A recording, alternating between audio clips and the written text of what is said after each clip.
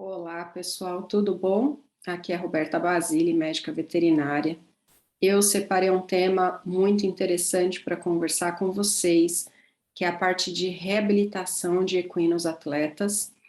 É um tema muito atual, é um tema que foi, inclusive, discutido pelo professor Hausler, nesse artigo que eu coloquei aí para vocês abaixo do título do bate-papo de hoje, né?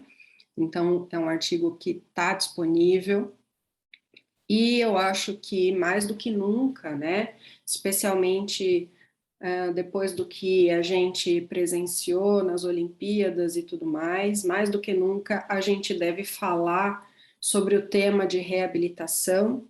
Atletas se lesionam o tempo todo, a gente sabe disso, né, faz parte do esporte. Na medicina humana, entre atletas humanos, a gente sabe que isso já é muito bem gerenciado, né? Então, os profissionais de reabilitação, tanto os médicos, os fisioterapeutas, os massoterapeutas, eles caminham junto com as equipes, né? Nas competições e fora delas também.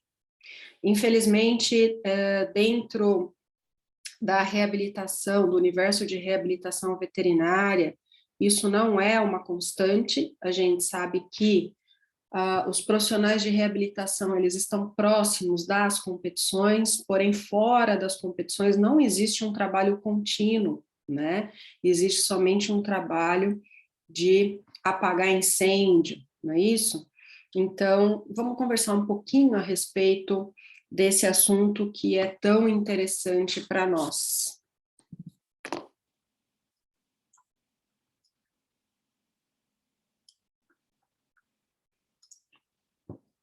Muito bem. Quando a gente fala em reabilitação de equinos atletas, a gente tem que abrir um pouco a nossa mente.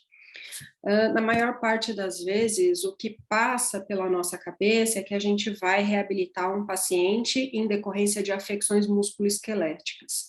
Sim, as afecções musculoesqueléticas, elas estão presentes, elas são as causas primárias de 90% dos processos de reabilitação em cavalos, né, e das lesões que são causadas no esporte, mas a gente não pode esquecer que as afecções neurológicas e a dor são duas vertentes muito importantes que também estão presentes nas afecções musculoesqueléticas e que devem ser gerenciadas de forma mais precisa e mais direcionada, e não simplesmente como uma consequência da reabilitação ortopédica.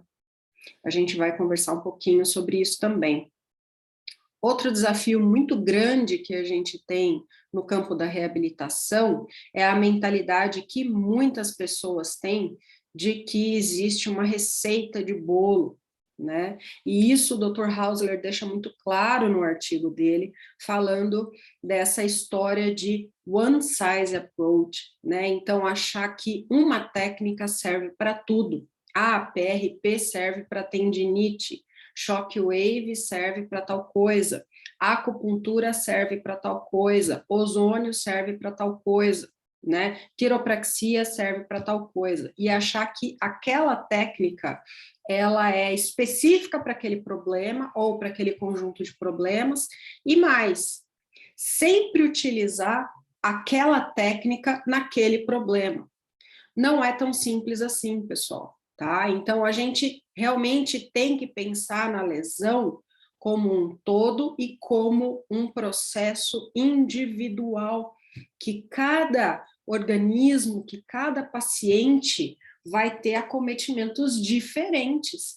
E talvez o shockwave ou o PRP naquela lesão específica, né, que serviu nos outros casos, talvez naquele caso a gente não tenha o efeito esperado.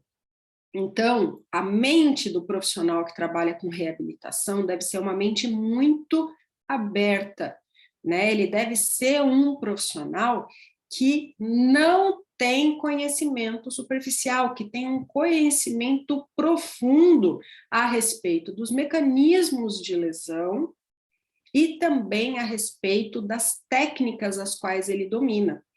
Esse profissional, obviamente, quanto mais técnicas ele dominar, quanto maior for a sua maleta de ferramentas para gerenciar aquele problema, melhor vai ser a abordagem em função de um processo de reabilitação. Reabilitar não é única e simplesmente uma responsabilidade do profissional de reabilitação. Sim, o fisiatra, e aqui eu faço questão de colocar como fisiatra, porque somos médicos veterinários que adequamos técnicas complementares de reabilitação, mas não deixamos de ser médicos veterinários.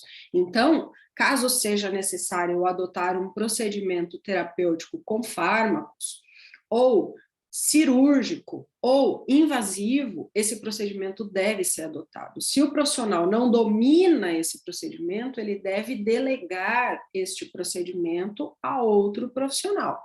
Mas ele tem que ser capaz de identificar a necessidade deste procedimento, tá? Então, somos fisiatras, não somos fisioterapeutas, somos fisiatras veterinários. Devemos ser, e devemos honrar esse nome.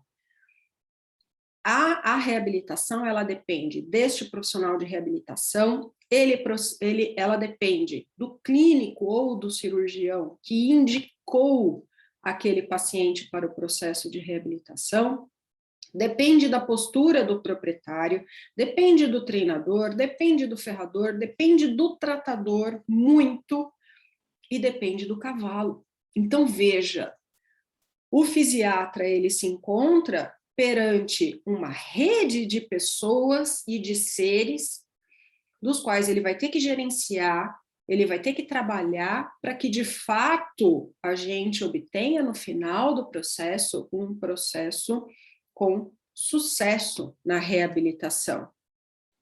E o resultado, pessoal, ele é função de muitas variáveis. Além de todas essas pessoas que estão envolvidas, que são englobadas nesse processo, a gente ainda tem o processo de reabilitação como uma função direta da lesão, óbvio, né? Existem tecidos cujas lesões cicatrizam mais rápido, existem tecidos cujas lesões são mais difíceis de cicatrizar. Não dá para comparar, por exemplo, uma miosite com uma degeneração de menisco, né? São tecidos diferentes, com biomecânica diferente, com carregamento diferente, com importâncias diferentes, tá?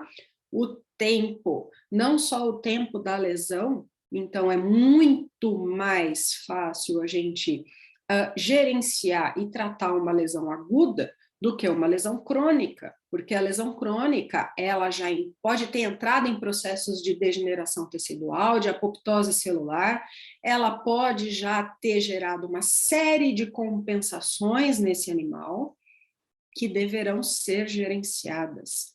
O profissional de reabilitação, ele não reabilita o boleto, o casco, o menisco, a coluna, ele reabilita o paciente.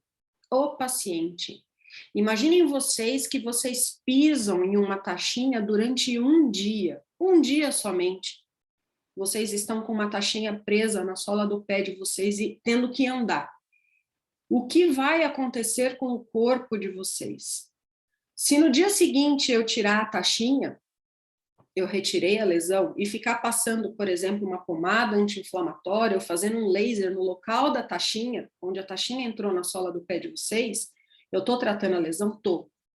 Mas e todas as compensações de ter pisado torto durante um dia, de talvez ter poupado aquele membro e sobrecarregado o outro membro? Né? Então, a gente tem que pensar como um todo, pessoal, ok? É função do investimento, sim. Precisamos entender isso, falar abertamente sobre isso. Existem técnicas de reabilitação que são menos onerosas e existem técnicas de reabilitação que são mais onerosas. Quer dizer que as mais caras são as melhores? Não.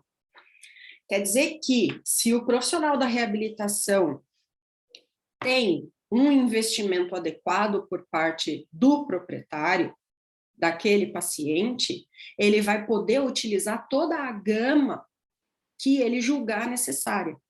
Agora, muitas vezes nós ficamos restritos a investimentos inferiores ao que seria necessário. E aí não tem milagre. A gente não consegue utilizar todas as técnicas que seriam mais adequadas naquele caso. Isso precisa ser entendido que tem impacto direto no resultado. A técnica. Então, a técnica, quando eu falo de técnica, é não só a técnica que foi eleita para ser utilizada naquele paciente, naquela lesão, isso faz muita diferença, né? Escolher a técnica e não só a técnica, ou a sequência de técnicas, porque tudo é uma sequência de técnicas. A gente não vai reabilitar uma lesão com uma única técnica. Isso é tentar se enganar, achar que uma sessão de uma técnica vai reabilitar aquele paciente. Não existe milagre. Não tem almoço grátis, tá? Então, a gente precisa, sim, sequenciar um conjunto de técnicas que serão utilizadas naquele paciente. E esse profissional tem que ter a capacidade de entender isso, de entender a importância disso e de entender que técnicas vão ser usadas em qual momento. Não é laser cicatriza tendão. Não é assim que funciona. O laser, ele vai ser aplicado em qual fase da reabilitação, da cicatrização daquele tendão? Qual fase? Porque nós vamos ver aqui para frente, a depender da fase, ele não vai ter ação nenhuma, absolutamente nenhuma. Então, não é assim, pessoal. A coisa não é tão simples. E comprometimento. A gente precisa de comprometimento do profissional que está realizando as técnicas e a gente precisa de comprometimento de toda aquela rede de pessoas na qual a gente citou, para que, de fato, consiga se fazer um processo de reabilitação adequado. Isso tudo, se e somente se o começo, a base, a fundação estiver correta. Porque não adianta ter toda essa preocupação se o diagnóstico, lá no início, estiver errado. Então, o limite da eficácia da reabilitação está na precisão, na acurácia do diagnóstico. Não tem como obter um processo de reabilitação com sucesso de um paciente se eu fui chamada para tratar o ligamento suspensor do boleto na inserção do sesamoide proximal e a lesão está nos colaterais das interfalangianas distais. Por quê? Quanto mais estruturado for e mais específico for o processo de reabilitação, melhor vai ser o resultado. Agora, não adianta eu tratar no lugar errado.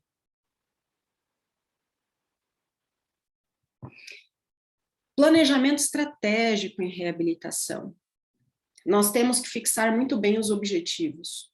Quais são os objetivos? O objetivo da reabilitação, o objetivo desse paciente, o objetivo do treinador. Quais são os objetivos? Se é um cavalo de ponta, provavelmente ele tem um cronograma de provas. Qual é a próxima prova importante a qual esse cavalo foi inscrito ou que deseja se fazer com esse cavalo? Há quanto tempo dessa prova nós estamos? Se não é, se o limitante não é o tempo, a gente pode ter limitante no investimento. Então, eu tenho um processo de reabilitação para ser realizado, mas eu preciso saber essas condições de contorno para montar o programa de tratamento. Porque eu posso ter a mesma lesão, tendinite do flexor digital superficial. Ok. Agora, eu posso ter um paciente em que eu tenho recurso livre, mas eu tenho 2 meses para tratar, e eu posso ter outro, que eu tenho recurso fixo, limitado, mas que eu tenho o tempo que eu quiser para tratar. As estratégias são completamente diferentes. Completamente diferentes, pessoal.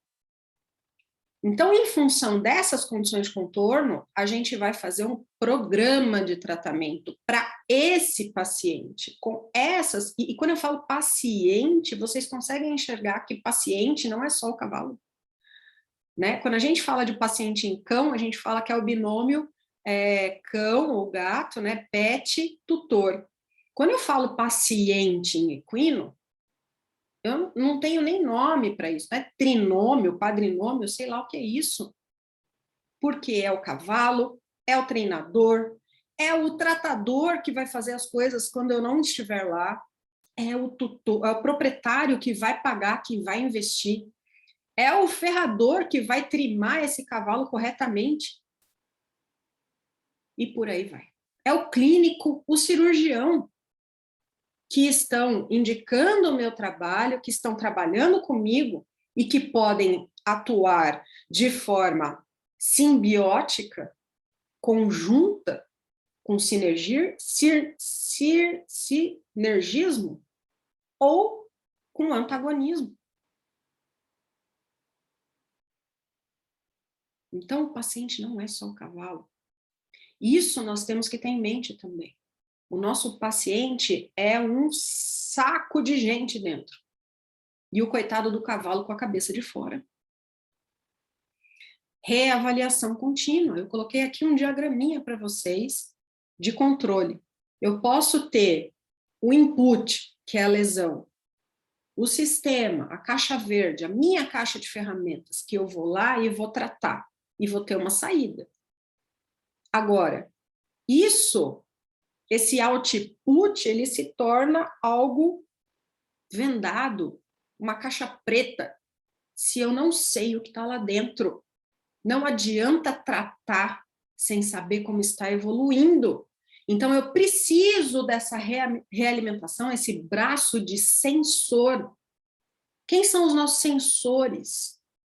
É o diagnóstico por imagem, pessoal. Não tem jeito. Eu preciso ter o acompanhamento de uma termografia, de uma ultrassonografia, de um raio-x, de uma ressonância, uma tomografia, o que for, em função daquela lesão, para saber se está dando certo ou não. E, em função disso, eu tenho que estar aberto a readequar as minhas estratégias, se necessárias. Readequar o meu plano, readequar as técnicas, readequar o prazo, readequar tudo. Isso é um controle adaptativo. A gente está o tempo todo adaptando em função dos resultados que a gente obtém. A meta é uma só. Duas, na verdade, né? Maximizar esses resultados, minimizar o tempo. Independente dos casos, eu tenho condições de contorno, por exemplo, investimento, por exemplo, as técnicas que eu domino, por exemplo, o local que eu estou e as técnicas que eu posso aplicar. Mas o meu objetivo é fazer o melhor possível com o menor tempo possível. É bom para todo mundo. É bom para mim, é bom para o tutor, para o proprietário, é bom para o treinador, é bom para o cavalo, é bom para todo mundo. Vejam, quando a gente fala de lesão, a gente tem que ter muito claro, que mesmo que a lesão primária seja ortopédica, pessoal, sempre teremos o componente de dor álgico e o componente neurológico associado. Não tem como separar. Não tem. Nós temos sistema nervoso central e periférico. Nervo passa em todo lugar. Esses nervos, por mais distal, por mais periférica que seja a minha lesão, eu sempre vou ter uma lesão de fibra nervosa associada. E, em função disso, vem a dor e a alteração neurológica. O Hausler coloca isso muito bem no artigo dele. Ele coloca esse diagrama. Veja, mesmo que eu tenha uma lesão articular, lá no boleto, essa movimentação articular, ela está diretamente associada à movimentação de músculos, porque essa articulação só movimenta se eu tiver músculo fazendo contração concêntrica e excêntrica, senão ela não se movimenta. Se eu tenho músculo, quem faz transmissão de esforços entre músculos e entre regiões do corpo são as fáscias. Se eu tenho contração muscular, eu tenho alteração em fáscia, necessariamente. E quem comanda essa contração muscular? Sistema nervoso. Então, toda e qualquer lesão deve ser reabilitada frente a 3 pilares: ortopédico, neurológico e de dor. E não achem que porque eu estou gerenciando o pilar ortopédico e neurológico, eu estou já, por consequência, gerenciando o processo de dor. Nem sempre. A gente sabe que existem 2 grandes grupos, né, classificações de lesão. Quais são as 2 grandes classificações de lesão? Se é aguda ou se é crônica. E aí eu vou ter alterações em função do tecido que foi lesionado e do tipo de lesão que aconteceu. Mas os 2 grandes grupos é aguda e crônica. E as estratégias de reabilitação, a divisão entre as estratégias começa aí. Se a minha lesão é aguda ou crônica. Mas e dor? É só aguda e crônica? Os grandes grupos de dor estão em aguda e crônica? Não. Eu tenho, sim, dor aguda e crônica, em função do tempo de ocorrência daquela lesão. Mas os grandes grupos de dor não são divididos entre aguda e crônica. Os grandes grupos de dor são divididos em dor nociceptiva, neuropática e nociplástica. E eu preciso saber que dores são essas. Saber sabendo. Saber sabendo. O que é saber sabendo? Saber sabendo identificar, e não é só palpando, apertando que a gente identifica esse tipo de dor, esses tipos de dor, muito pelo contrário, tá? Saber identificar e saber tratar cada tipo de dor, porque cada dor tem um mecanismo de ocorrência completamente diferente entre elas. Elas são diagnosticadas de forma completamente diferente entre elas. E elas são tratadas completamente diferente entre elas. Então, precisamos admitir a primeira coisa, né? Se você não entende sobre o que eu estou falando aqui, é ir buscar sobre esse assunto. É entender sobre esse assunto. É admitir que o que a gente aprende só na faculdade sobre dor não é suficiente. A gente não aprende sobre essas particularidades de dor, essa nova classificação de dor, que é sugerida pela IASP, foi sugerida há alguns anos e que foi reforçada no ano passado nas definições. A gente precisa entender de verdade, tá? E quando a gente faz o nosso planejamento estratégico em reabilitação, aí a gente vai começar a planejar. Primeira coisa, a lista de problemas, ela tem que estar muito bem descrita. Que lesões eu tenho? Primeira coisa. Quais são as lesões? Como são as lesões? E eu tenho compensações em função dessas lesões? Quais são as dores que esse paciente tem? Quais são as alterações neurológicas que esse paciente tem? Ele tem alteração de Propriocepção? Não é só a ataxia, pessoal, que me diz que o paciente com uma lesão tem uma alteração neurológica. Ele pode simplesmente ter uma alteração, um déficit de propriocepção. Eu sei avaliar a propriocepção em cavalo? Porque como é que eu vou identificar algo que eu não sei fazer? Eu sei avaliar dor em cavalo? Os 3 tipos de dor eu sei avaliar? Porque a lesão ortopédica vai chegar, mas e o resto? Vai chegar também? E aí, em função desse quadro, eu monto o meu objetivo primário de reabilitação desse paciente. Que eu tenho certeza que uma vez que vocês olharem o paciente desse jeito que eu estou falando, não vai ser só a tendinite do flexor digital superficial. Vai ter mais coisa. Pode procurar, que vai achar. Sequencialmente, uma vez que eu sei os objetivos primários da reabilitação do paciente, não do tendão, da articulação, da coluna, eu vou verificar a fase de reparação tecidual que essa lesão primordial se encontra. Por quê?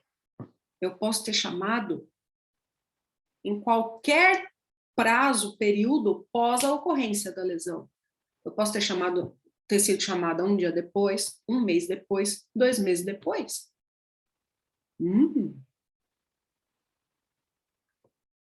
Aí sim eu vou escolher as minhas estratégias. Sequência de estratégias, não é uma estratégia.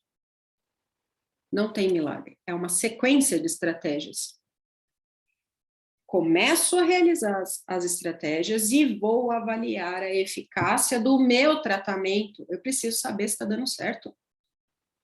Ou eu mesma fazendo os exames de acompanhamento, ou delegando, chamando um colega para fazer. E em função desses resultados, nós temos que ser verdadeiros com nós mesmos, conosco. Tá bom ou não? Tá dentro do esperado ou não? E se não tiver dentro do esperado a evolução, eu tenho que modificar as minhas estratégias. E só então, fazendo essa realimentação, quantas vezes forem necessárias, eu posso chegar no fim do processo e fazer a avaliação final para a liberação, para a alta daquele paciente. Olha lá, pessoal, que coisa interessante. Existe uma cascata de eventos associada à lesão. Não é assim. Lesão não é disjuntor, que cai o disjuntor. Ah, tendão funcionando bem, tendinite. Não é assim que funciona. Toda lesão começa lá atrás com uma perda de performance. Olha lá. Na sequência, vem uma perda de habilidade, de força, de alongamento e um déficit motor. Aí, no déficit motor, talvez a gente seja capaz de identificar, mas lá na perda de desempenho e redução de habilidades, talvez a gente ache que é só um dia ruim do cavalo, um dia ruim do treinador, né? A pista tá ruim. E aí, veja, uma vez que eu tenho alteração motora, junto com ela vem quem? A alteração neurológica. Olha o déficit de propriocepção aparecendo. Nossa, meu cavalo tropeça tanto na pista. Só tropeça.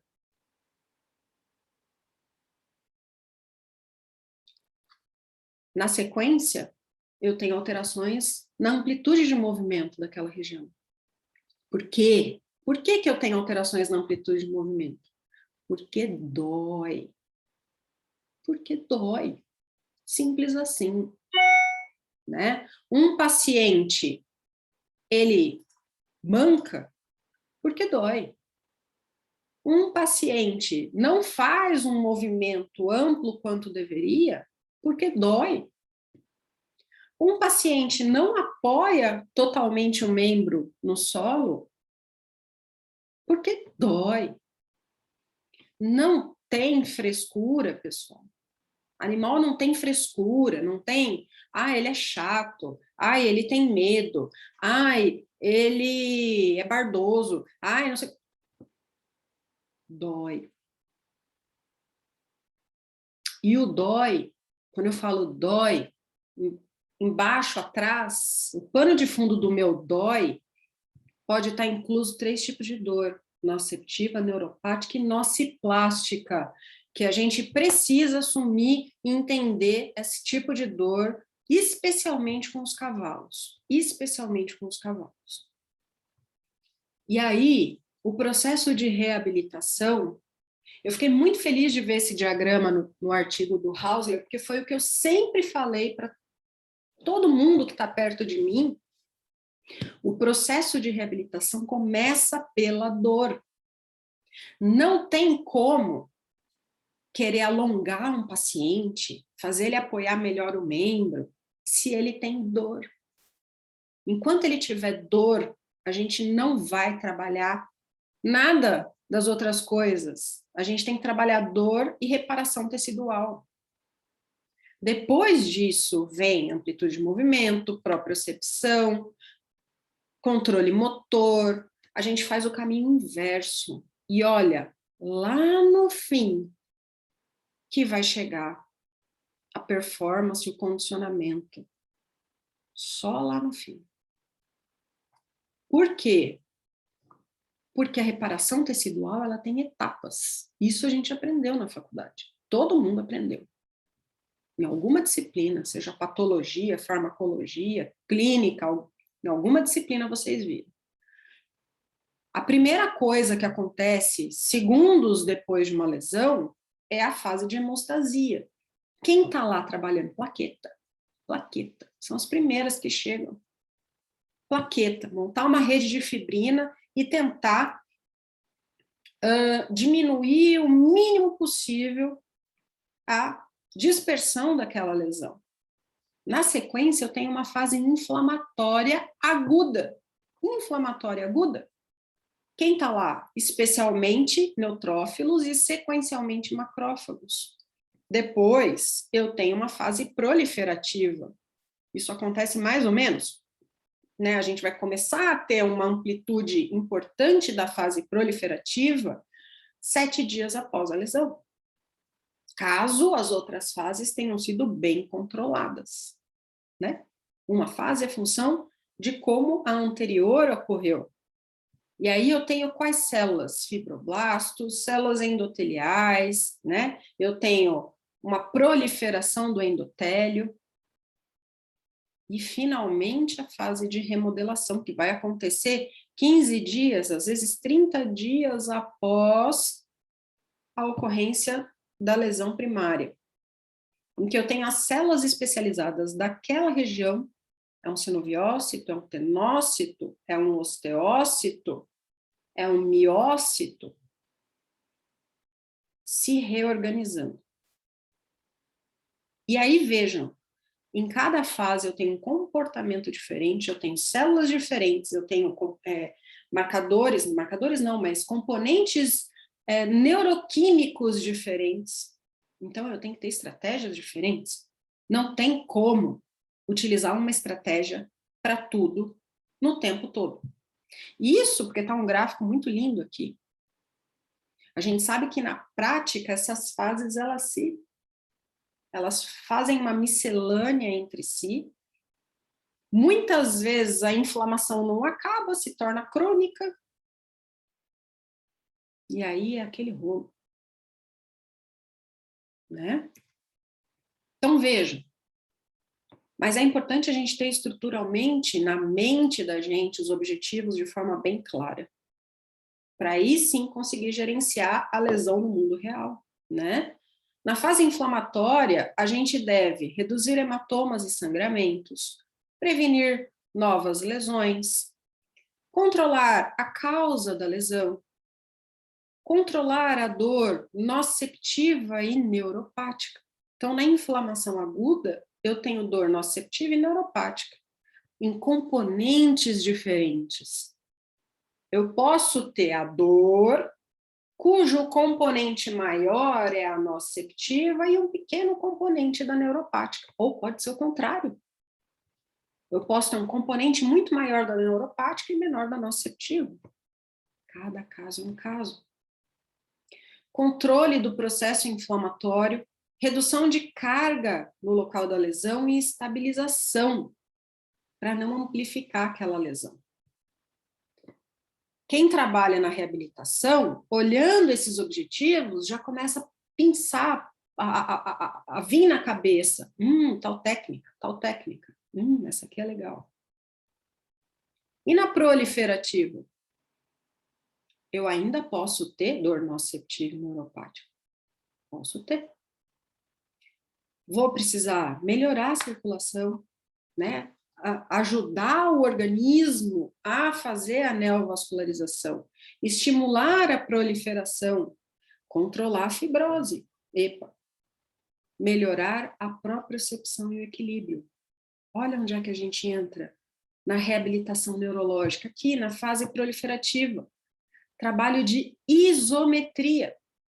Isometria.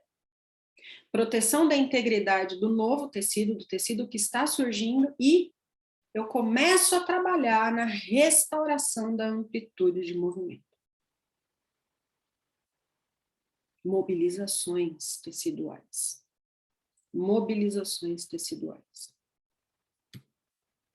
Na fase de remodelamento, promover o retorno à função. Eu começo a trabalhar cinesioterapia, reduzir padrões compensatórios, restaurar padrões normais de andamento, impor carga aos tecidos.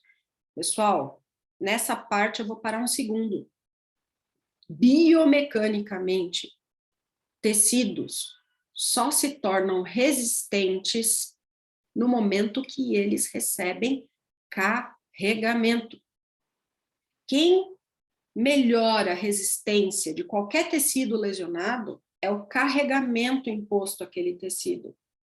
Aqui, nessa fase de remodelamento, eu começo a trabalhar exercícios excêntricos e concêntricos, que vão impor carga leve ao meu tecido, que ainda é um tecido novo, que ainda não tem resistência. Se eu estou começando a colocar carga, é porque ele não tem resistência. Eu tenho que monitorar de perto a possibilidade de reinjúria. É a fase em que eu tenho maior chance de relesionar o paciente. É a fase que eu entro com alongamento. Olha onde é que está o alongamento, na fase 3. E fortalecimento, inclusive do core. Não é só do membro, é o corpo como um todo. O corpo, pessoal, ele trabalha em distribuição de esforços e carregamentos o tempo todo, tá? Trabalhar estabilidade e coordenação, porque imagina, se eu vou voltar a trabalhar exercício e esse paciente está todo incoordenado, aí que a chance de se relesionar é muito maior, né? E a fase de condicionamento. A última fase, eu vou pensar em voltar ao condicionamento físico desse paciente. Na última. Orientar sobre exercícios aeróbios. O condicionamento físico se inicia por exercícios aeróbios. Não sei o que é isso, preciso saber. Promover condicionamento cardiovascular gradual. Introduzir sequencialmente, gradualmente, exercícios anaeróbios. Retornar, finalmente, aos treinamentos normais e manter o acompanhamento da cicatrização da lesão durante essa fase, é importantíssimo. No fim dessa fase, eu vou avaliar a alta do paciente. Agora só que eu vou dar alta.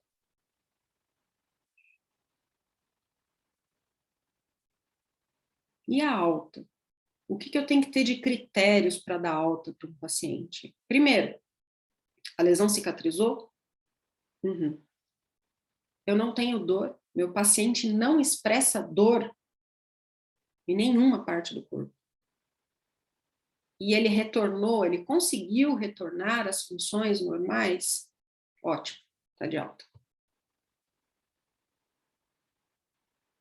Então, pessoal, esse artigo é muito legal, é um tema fenomenal, eu convido todos vocês a lerem, tá? E o Dr. Hausler, ele coloca, na conclusão do trabalho dele, um guia para reabilitação segura e eficaz. Primeira coisa, precisamos de diagnóstico preciso. Diagnóstico da lesão, diagnóstico das compensações, diagnóstico dos 3 pilares, ortopédico, neurológico e dor. Isso é diagnóstico preciso. Aí sim, realizar um plano de estratégias bem selecionadas, com a duração adequada do tratamento e levando em consideração a particularidade de cada caso, de cada paciente. Lembrando que o nosso paciente em medicina equina é um saco cheio de gente dentro, com o cavalo com o pescocinho de fora. Isso é o paciente. Precisamos de ter profissionais bem qualificados para serem capazes de fazer tudo isso. O profissional da reabilitação não é aquele que compra um equipamento de laser e sabe apertar o botão. Isso não é um profissional de reabilitação. Porque daqui a pouco ele não precisa existir mais. Porque fazer isso, qualquer pessoa faz. Se eu pegar o meu filho de 9 anos e falar, aperta aí o laser, coloca o protocolo de tendinite aguda e coloca naquele tendão, ele faz. Isso é um profissional de reabilitação? Não. Follow-up constante. Eu preciso ter realimentação do processo o tempo todo para saber se eu estou na direção correta. E, finalmente, pessoal, frase também do Hausler, muito boa desse artigo. There's no cookbook. Não tem receita de bolo. Parem de buscar a história do protocolo. Parem. A gente tem que pensar caso a caso. Uma vez que eu tenho uma bolsa de ferramentas muito bem formadas, eu tenho que usar o meu raciocínio, a minha mente, o meu conhecimento para avaliar aquele caso em específico. Tá bom, pessoal? Muito obrigada pela presença de vocês. Eu espero que esse bate-papo tenha valido a pena e a gente se encontra na próxima, tá bom? Um grande beijo para vocês e até mais.